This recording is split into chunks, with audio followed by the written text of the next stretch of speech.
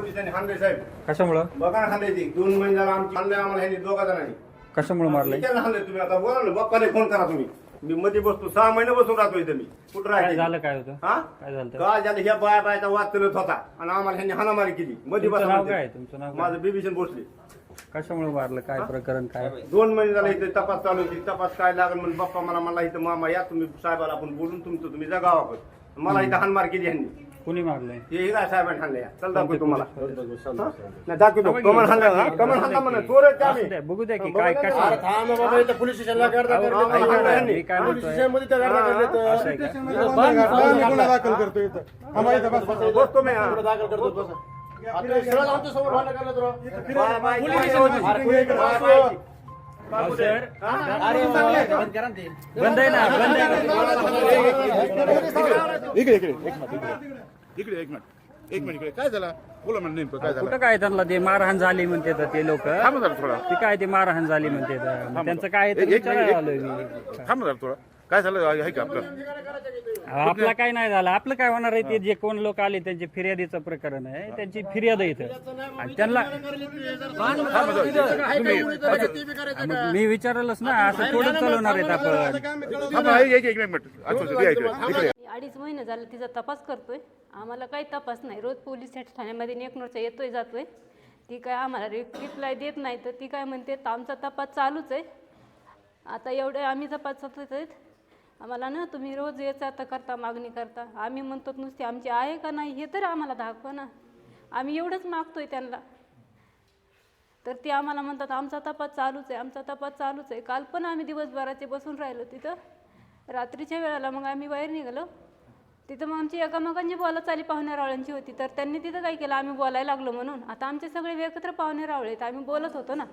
त्यांनी आमच्यावर केस केली. आमच्या इथं तुम्ही भांडणं करताय म्हणून आम्हाला बाहेर गेटच्या बाहेरच आतमध्ये ओढत नेलं त्यांनी आणि म्हणले इथं भांडणं करताय. आमच्या पाहुण्याला हाणमार केली. परत आमच्यावर कारवाई करतात. ते व्यापार फाडा काय नु करा तक्रार घ्यायची. तरी पण आम्ही बाहेर निघत नव्हतो. म्हणलं आम्ही असं मरायला लागलो. 2.5 महिने झाले की खेट्या घालतो. आम्ही मेलो तरी चालून आम्ही इथून बाहेर नाही जात. नाही म्हणले तुम्ही गेटच्या बाहेर व्हा. आम्हाला गेटच्या बाहेर काढलं. याच्या पलीकडे काय आम्ही बोलणार? आमची मुलगी आहे का नाही, जिवंत आहे का मेलेली हे तरी दाखवा म्हणतो आम्ही त्यांना ना. ती म्हणते आमचा तपास चालूच आहे. आम्ही एवढ्याच्या पुढे काय करणार? आम्ही वरील अधिकाऱ्यांना तपास देतो. त्यांनी काय दिला नाही.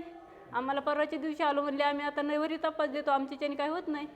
त्यांनी काय कालपर्यंत दिला नव्हता. रात्री नंतर केली ना त्यांनी. आम्हाला गेटच्या आतमध्ये वडील नेलं. ही भांडणं करायला लागली असं तसं. हां मग शिवीगाळ केली. आमच्या पाहुण्याला हाणमार केली.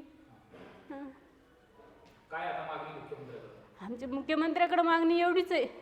त्यांची लाडकी बहीण काय मी काय एकच ना हो. त्यांची बाची नाती कुठं असन ती त्यांनी मिळून आम्हाला द्यावं कुटुंबाला. आम्ही विकूळ झालेलं कुटुंब आहे.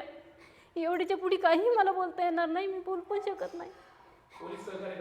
हां आता नेकनूरचं पोलीस स्टेशन तर काय सहकार्य करू शकत नाही बघा. एवढ्याच्या मुरकीत जिथं जायचं तिथं जा म्हणले. मग आम्ही आता SB ऑफिसला जाणार. आम्ही आता इतकीच्या मुरी कुठं जाणार आम्ही? आम्हाला आमची जिवंत आहे का मेलेली तरी कळवावं ना त्यांनी. नाही त्यांनी मारहाण केली. मग ते काय म्हणले मग आम्हाला ओढीत नेलं. मग त्यांनी तुम्ही रोजच कशाला येतात? रोज चौकशी चालू तरी आमच्याने काय होत नाही. होईन अगर राहीन तुमचं तुम्ही बघा. पण ढकलीत आम्हाला मध नेलं. मग आम्ही म्हणलं आमच्या पर्यायाने आम्ही आमचं काय ते मीडियावाले बोलून बघून घेऊ. तुम्ही नका बघू काही. 2 महिने झाले उभे तर तुम्ही काय करणार म्हणजे आमच्या पद्धतीने आम्ही बघतो. मी फोन काढा आणि मीडियावाला फोन एकदा लावला त्यांनी म्हणलेलं ओढीत. तो हे कामाला आला कामाला तो इथं म्हणून हाणमार केली. मग ती नावं सांगू. नावं नाहीत आपल्या माहिती त्यांची. नवीन दाखवतो मी त्यांना. हो CC कॅमेरा त्यांना बघून द्या. चौकशी करून द्या त्यांनी त्यांचे काय केलं. हां आता मग न्याय तर मिळायला पाहिजे की नाही? नेमकं 2 महिने होऊन गेले. विचारले बी धामधूम करते ती डापरत येत. आमची मुलगी 2.5 महिने झाले गेलेली आहे. तिचा अजून काही पहिला आम्हाला तपास लागलेला नाही. रोज आम्ही नेकनूर पोलीस स्टेशनला जाया करतो. विचारपूस केली तरी काही ते आम्हाला सांगत नाहीत. तपास चालू आहे एवढंच बोलतात आम्हाला. त्यासाठी काल आम्ही 2 जण गेलो होतो. दिवसभर तिथं बसून कंटाळा आला आम्हाला. परत पुन्हा आमचे 5च्या टायमाला आमचे पाहुणे आले आमच्याकडं. मग आमच्याकडे पाहुणे आल्यानंतर त्या पाहुण्याला त्यांनी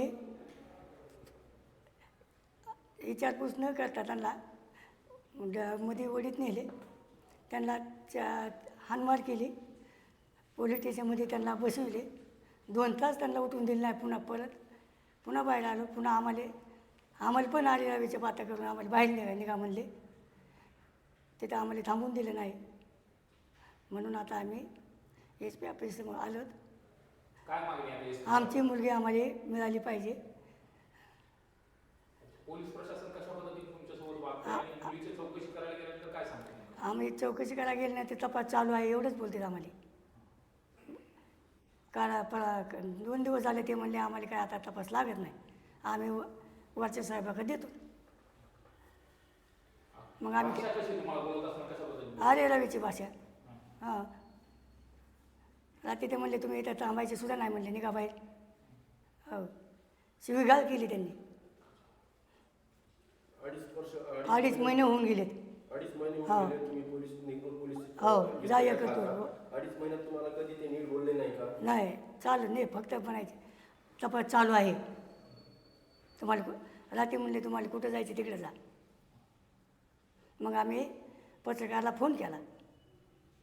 ते फोन केल्यानंतर आल्यानंतर ते पत्रकाराला सुद्धा ते आरेरावीची बातम्या त्यांनी केली. 2.5 महिन्यापासून त्यांची जी मुलगी आहे ती बेपत्ता आहे, अल्पवयीन आहे. नेमकं या प्रकरणात काय झालं? हा, नेकनूरचा जो प्रकार आहे त्याच्या बाबतीत मी तिकडचे जो SDPO केज आहे त्यांना मी पोलीस स्टेशनला पाठवून सगळे CCTV बारीकाईने चौकशी करून जो सत्य आहे त्याची रिपोर्ट पाठवायला मी त्यांना सांगणार.